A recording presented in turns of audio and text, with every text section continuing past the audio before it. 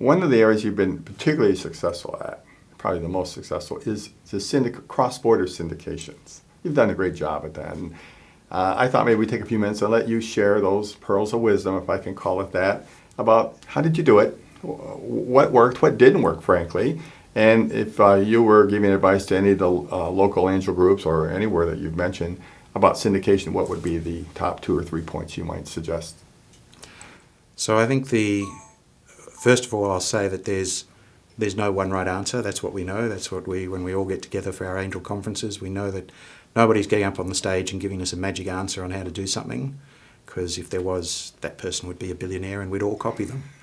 So it's always changing, but there are, I think, some basics. And one of the key ones is you have to get to know people. Business is done between people, and angel investing is a very personal business. So if you don't build personal relationships, you're not going to build successful cross-border investing of member-based angel groups. We do have all these platforms proliferating now. Our Crowd out of Israel, which is a classic online VC play, probably the best at the moment. AngelList in the United States, OneSeed, Seed Venture, all these online platforms. And they do facilitate to a degree cross-border investing, but very passive. It's not really angel investing. You have to follow their rules and buy into their deals, and generally have no say. You're subsumed into some structure. But for the sort of angel investing that we prefer to do, we have to have the relationships. So probably our first significant cross-border deal was very exciting. It was a US company that had about $7 million of venture capital, had developed a technology, and simply couldn't crack the market in the US. And it got to the point where the VCs were willing to just walk away. But the Wyoming Angels were involved in the deal, and they saw the opportunity to do a reset and bring it back to the angel community. And because this company had developed a technology for the mining sector, and it was related to coal seam gas, and they were saying the hottest place for coal seam gas activity in the world is in Queensland, Australia. We need to be in Queensland, Australia. And because John McTaggart, who you know, and I have been coming to the US, building these relationships over the years, John from the Wyoming Angels called up John in Brisbane and said, hey, we've got a deal. This is what it looks like. This is what it's about. What do you think? And John said, that sounds pretty interesting. And he called me up the same day and he said, hey, Jordan, John from Wyoming just called. He's got this deal. It sounds pretty interesting. Do you think the Melbourne Angels would get in on it? And I said, sure, let's have a look at it. Now, we had the advantage on this one that it was a well-structured deal. It was ready to go. Mm-hmm. And it was 10 days before Christmas. So in Australia, if it's not done by Christmas, it's not going to happen for another 3 or 4 weeks. So that was a good pressure on our members to say, let's look at this and make a quick decision. The due diligence was pretty easy because we, through our networks, were able to speak to key people in the mining sector, chairman of major corporations, things like that, and validate the willingness of the customer to buy and what it would have to look like, and therefore that it was ready for the customer to buy. And then we decided to invest. So it came from Wyoming Angels, and I think at that stage they had the Sacramento Angels in, Brisbane Angels, Melbourne Angels. Later that year, John and I were back in the States. John introduced it to the Houston Angels. So it did a full circuit. It started in the US, ended up coming out to Australia, came back to the US. And that's been a very successful investment. Last time we looked at it, it was running around about 180% IRR.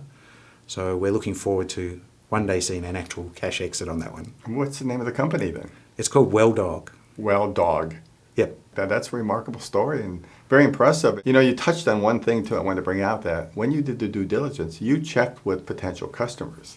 And a lot of entrepreneurs don't realize that that's something that does occur in due diligence. People are going to go through that process and verify that this is a viable product at a price point, and it solves a problem. So having done that homework, you felt pretty comfortable with that process going forward. Yeah, I think as those of us who have experience in it, I think as I'm sure you've seen, the truth to doing effective due diligence is to speak to people. Mm-hmm. You can look at documents and sit at your desk and do research and analyse things, but for most of the companies we're investing in, they're relatively early stage, potentially pre-revenue, and most of the desk-based stuff doesn't really tell you what you need to know.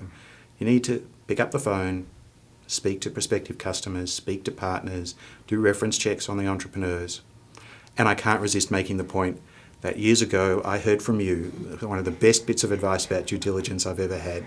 You were running a workshop on due diligence on CEOs, on founders, and you said, don't meet with them for an hour, don't meet with them for 2 hours, meet with them for a long time, because in the beginning it's all rehearsed. We have rehearsed questions, they have rehearsed answers, but when you really get out into the third hour and beyond, you're really seeing the real person. And conversely, so are they. They're seeing who we really are. And that has always stood me in good stead ever since. And in fact, just recently we closed due diligence on a deal where we decided not to invest. And it was partly because when I got into a meeting with the entrepreneur, that took me into the, well, cumulatively into, I don't know what, the 8th hour of talking, he cracked and started saying some things and betrayed a real chip on his shoulder in his behaviour. And when we compared notes, the due diligence team had all met with the entrepreneurs, the founders, multiple times. And when we sat down to do the final conclusion, we're all comparing notes. We all got this shared view that we were just trying too hard to say yes. We were trying too hard to forgive his behaviours rather than confront what they really meant. Well, thank you for that recognition. I had forgotten about that. I believe firmly in that particular practice, but implementing it is so key. And I found that too, that going back for that third and fourth meeting and just ask them to repeat that process again. It's I don't want to say it's like solving a crime mystery, but people do crack at some point if they're not being authentic and completely truthful. As you repeat the issues, you go, take me back through that again. Suddenly the story starts to shift. Story starts to shift, and different interpretations come out about what they're going to do and how they're going to do it. And that is usually something you'd rather find out ahead of time than after you've made the investment. Absolutely. And I think the other factor is one of the real reasons we're in groups. Because if you do it on your own, you can gloss over. You can just like them and you want to be nice to them. And it's really when you compare notes with somebody else who said, well, but didn't he say this to you? Well, he did, but it wasn't that bad. And, well, just a moment. He said it to me. He said it to you. He said it to John. You sure that we shouldn't be paying attention to that? That's that truth of being in the group that keeps you honest. That group domain is wonderful, and that wisdom of the small crowd, we'll call it. Yes. So I'm sure entrepreneurs or investors, potential investors, may want to contact the Melbourne Angels. And what is the best way to do that? They can just go to our website at melbourneangels.com. And if they're interested in submitting an opportunity, they can submit it to us through the website.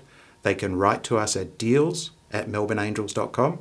And if they want to reach me personally, they're welcome to write to me at president@melbourneangels.com. Boy, I've just enjoyed talking today, and I enjoy whenever you're in the States, come by and see us. And you always catch you at the Angel Capital Association meetings. So it's been a delightful visit, and I wish you every success going forward and want to keep in contact with you. Excellent. Well, Jim, thank you very much for having me today and for letting me be part of this show.